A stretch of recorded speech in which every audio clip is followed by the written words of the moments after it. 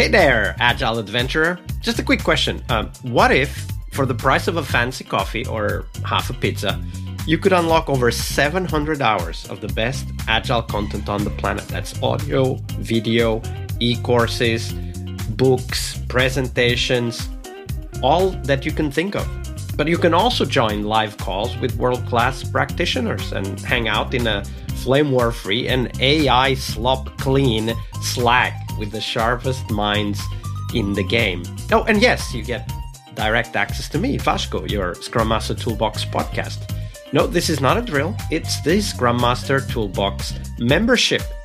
And it's your unfair advantage in the Agile world. So if you want to know more, go check out scrummastertoolbox.org/membership. That's scrummastertoolbox.org/membership. And check out all the goodies we have for you. Do it now. But if you're not doing it now, let's listen to the podcast. Hello, everybody. Welcome to one more episode about the product owner this time with Florian Georgescu. Hey, Florian, welcome back. Hi, Vasco. Hi, everyone. So Friday is product owner, of course. And on Fridays, we talk about how great product owners do what they do. But before we dive into that, we also want to know how anti-patterns emerge in the product owner role. So share with us, Florian, what might have been potentially the worst product owner anti-pattern you've witnessed in your career. Maybe not the worst, but the most often that I have witnessed was this command and control anti-pattern of the product owner, and I've experienced this mainly in big organizations. And the story that I'm going to tell is from one of these big organizations. It was a product owner that transitioned from a formerly project manager role. And it had this command and control anti-pattern style. This was shown when he took decisions, technical decisions for the team. In short, a little bit of context, the team was quite small, very good from a technical perspective. We had this former project manager, which has been in this role for 20, 30 years. And then overnight, or maybe not overnight, but then he transitioned to the product owner role. He had very good business knowledge, so product knowledge, but also very good technical knowledge. What he did was actually he took technical decisions for the team without involving most of the time the team. And the team on one side, what's also important, the team was spread, so he was in one location. The team was him in Romania. The team appreciated him and his technical skills, but you could see when you have, this is what I've seen, when I had the conversations with them, I saw this frustration, the fact that they were not allowed to voice their opinion. And sometimes the technical decisions that were taken by the product owner proved to actually delay the delivery and induce even more technical debt. And obviously, I was thinking, okay, what is the best way that I can mirror this behavior, and how to address this with the PO. And I had first a conversation with him, explained him a little bit about what is the purpose of the PO and the role and so on and so forth. It was mainly a theoretical conversation, and I didn't expect too much to change out of this conversation. But what I proposed to him was to make an experiment about the decisions. We called it the decision journal experiment, and we did this experiment, I think, for 3 or 4 sprints. What was the experiment like? So you called it decision journal, but what were you asking the PO to do? We wanted to document every decision that was taken regarding that product. So it was the structure of the journal. We documented it in Confluence, but it was a decision record, right? So what was the decision, at which date, who made the decision, whether we considered alternative solutions for that decision, and also what was the expected outcome for the decision. And then we also classified the decision, whether it was a business one, technical one, and so on and so forth. And what we did, so basically we documented every decision for 3 or so sprint. And in every retrospective meeting, we analyzed the decisions and their impact. And what was important, and I think it had also a big impact on the PO, was the fact that those technical decisions that he took without considering the options of the team, their outcome was actually worse than if we would have chosen a different path. And we understood, that sometimes we need to introduce technical debt to get something done faster. But on the other side, there were also decisions, and it was black on white. There were also decisions that were taken without considering alternative solutions, which in the end took longer to implement, and also the outcome was not the expected one. And I think this was having this mirror.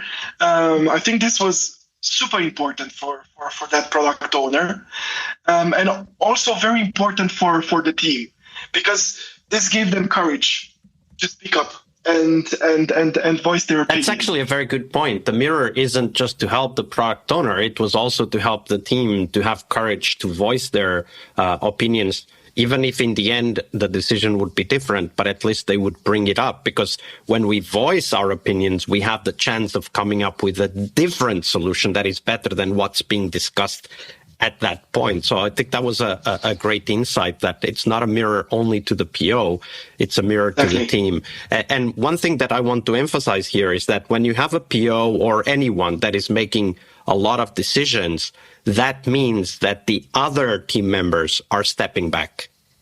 And this is the important realization, is that the PO would not take those decisions if the team had taken the initiative to bring up other, potential considerations in the decision making. But when teams step back, the POs lean in, especially if they have a project management background. So it's for both, right? It's a mirror for both. That's a great insight.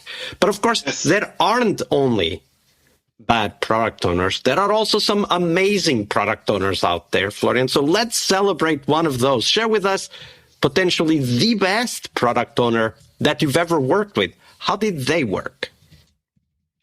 It was really a privilege to work with that person. What's interesting and nice at the same time was that when we started to work together, the product owner started from scratch this role.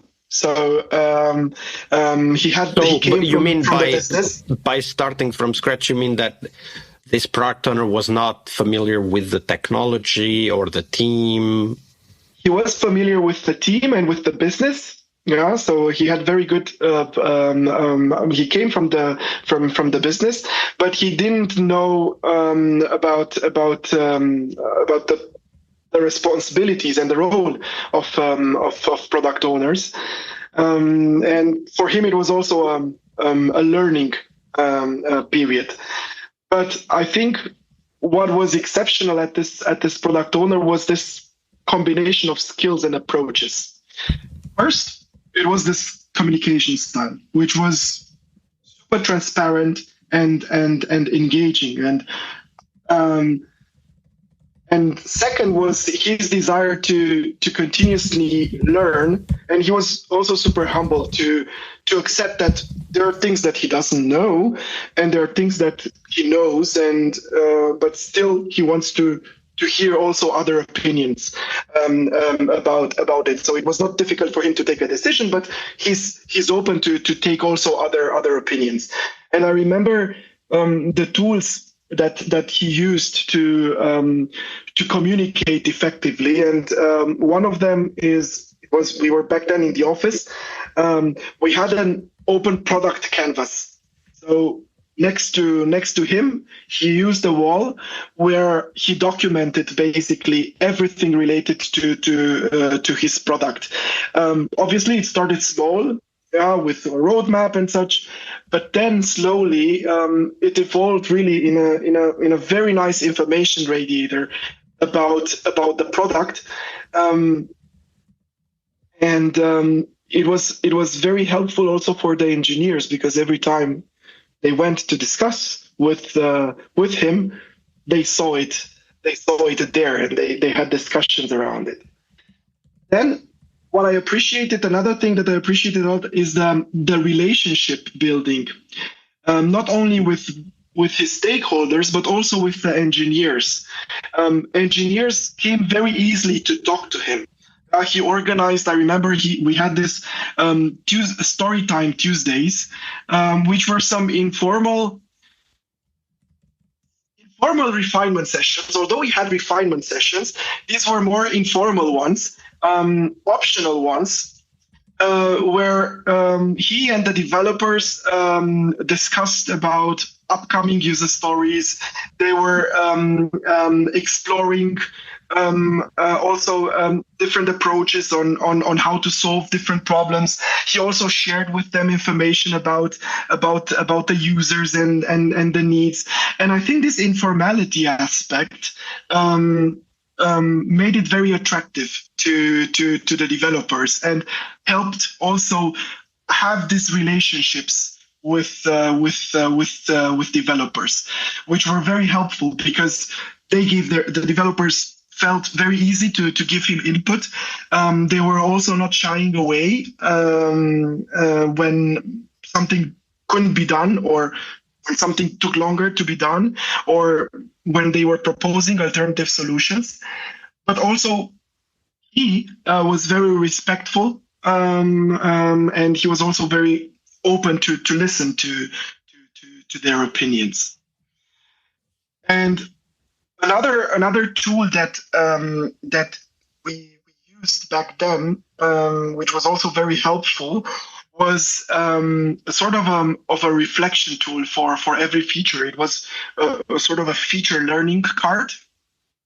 We realized, so we had our roadmaps split in quarters, and obviously if we delivered a feature at the end of the quarter, we just moved to the other one. And we realized that we are not learning at all about what we did, when it comes to numbers, when it comes to impact. So what we did is, at the end of the development of every feature, we created this feature learning card, where we discussed about the name of the feature, what was the outcome, or the hypothesis, and then the outcome. And we also had some numbers attached to it. So we had a point of departure and point of arrival. This also helped a lot reflect on what we were doing, and also helped a lot to the engineers reflect also on their practices, and also on more technical or enablement features that they have implemented.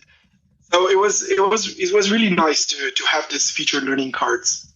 Yeah, that's a great tool, feature learning cards, where you learn about the impact of the features that you've delivered together with the team. That's a great tool. Thank you for sharing that, Florian. Now, we're getting close to the end, but before we go, if people want to get in touch with you and know more about the work that you're doing, where should they go?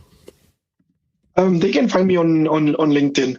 I'm quite active on LinkedIn, so they can find me there. Absolutely. So everybody check out Florian's LinkedIn page. It's on the show notes. And why not ask a few follow-up questions? Talk about a specific tool or idea that you liked from this week and get a conversation going. We learn as a community as well. Florian, it's been a pleasure. Thank you very much for being here and sharing all of that wisdom and knowledge with us. Same here, Vasco. Thank you for having me. It was really nice to be here. All right, I hope you liked this episode. But before you hit next episode, here's the deal. This podcast is powered by people like you, the members who wanted more than just inspiration. They wanted real tools and real connection to people who are practicing Agile every day. We're talking access to over 700 hours of Agile Gold, CTO level strategy talks, summit keynotes, live workshops, e-courses, deep dive interviews, books, and if you're into no estimates, we got the pioneers of no estimates in those deep dive interviews as well. Agile business intelligence, creating product visions, coaching your product owner courses, you name it. You'll get invites to monthly live Q&As with Agile pioneers and practitioners, plus a private Slack community, which is free of all of that AI slop you see everywhere and, of course, without the flame wars. It's a community of practitioners that want to learn and thrive together. It's the best place to connect with community and learn together. So if this podcast has helped you before, imagine what you will get from this podcast membership. So head on over to scrummastertoolbox.org/membership and join the community that's shaping the future of Agile. And we have so much for you. So check out all the details at scrummastertoolbox.org/membership because listening is great, it's important, but doing it together, that's next level. I'll see you in the community Slack. We really hope you liked our show. And if you did, why not rate this podcast on Stitcher or iTunes? Share this podcast and let other Scrum Masters know about this valuable resource for their work. Remember that sharing is caring.